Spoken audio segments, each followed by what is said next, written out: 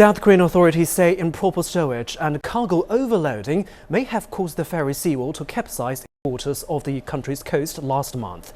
The accident has left 269 people dead and 35 others still unaccounted for. On Thursday, prosecutors detained the head of the company that owned the ferry. The chief executive of the Chongjin Marine Company, Kim Han-sik, is accused of authorizing the overloading of cargo on Sewol. A senior prosecutor said the prosecuting team is looking into Kim's actions before deciding whether to request a court warrant to formally arrest him.